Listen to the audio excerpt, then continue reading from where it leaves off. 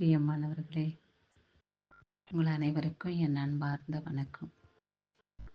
இயேசு கிறிஸ்துவின் மகிமுள்ள நாமத்தினாலே இந்த நாளையும் கூட கர்த்தர் நமக்கு ஆயுசு நாட்களாய் கூட்டி கொடுத்தார். அவருடைய பரிசுத்த நாமத்துக்கு கொடான கொடி ஸ்தோத்திரம்.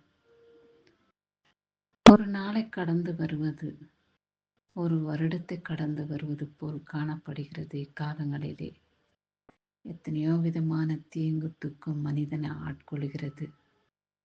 இன்றைக்கு நாம் ஜீவனோடு இருக்கிறது கர்த்தருடைய கிருபைதான்.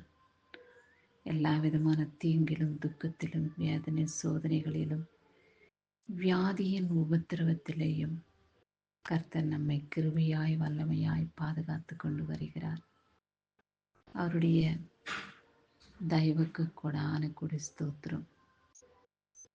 இந்த நாளையும் கூட ஆயுசு நாட்களாக கர்த்தர் கூட்டி கொடுத்த அவருடைய மகிமுள்ள நாமத்துக்கு கொடான கொடி ஸ்தோத்திரம்.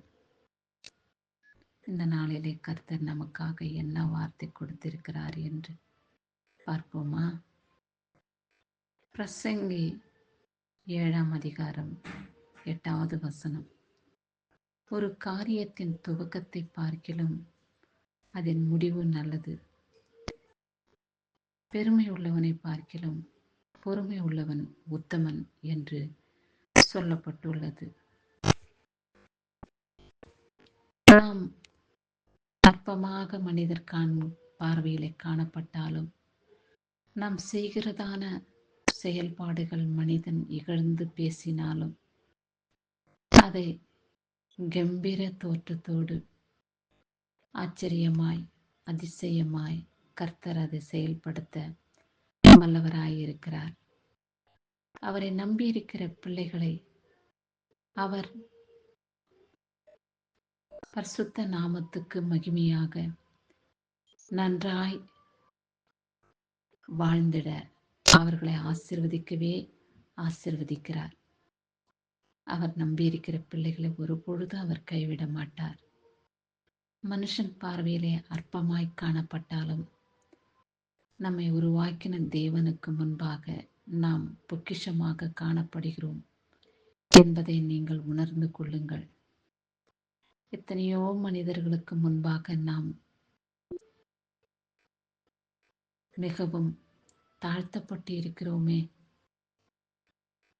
தாழ்மையின் வடிவத்தை நாம் அணிந்து உள்ளோமே. பிறர் நம்மை மதிக்கக்கூடிய அளவுக்கு நம்முடைய வாழ்க்கை இல்லையே என்றெல்லாம் நீங்கள் துக்கிக்க வேண்டாம்.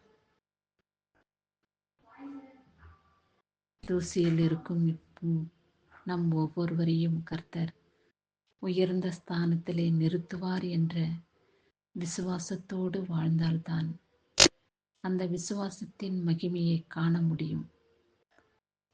நீ ஜெபத்திலே எவைகளை கேட்டுக்கொள்ளுகின்றீர்களோ அவைகளை பெற்றுக்கொள்வோம் என்று விசுவாசிக்க வேண்டும். அவைகளை நாம் விசுவாசிக்கும் பொழுது அந்த விசுவாசத்தை கர்த்தர் மேன்மைப்படுத்துகிறார், மகிமைப்படுத்துகிறார், வல்லமையினாலே அதை செயல்படுத்துகிறார். இதை மனதில் நாம் வைத்து ஆண்டவரை நாம் இந்த காரியத்தை குறித்து அவரிடத்திலே நாம் விண்ணப்பம் செய்திருக்கிறோம். நாம் தாழ்வடையாதபடி மனிதர்களால் தூஷிக்கப்படாதபடி கர்த்தர் நிச்சயமாய் நம்மளை உயர்த்தி மகிமையின் ஸ்தானத்திலே வைத்து நம்மளை அவர் வல்லமையாய் செயல்படுத்துவார் என்ற மன நம்பிக்கையோடு நாம் வாழ வேண்டும். எத்தனையோ நாட்களாக தேவனிடத்தில் வேண்டிக் கொண்டோம்.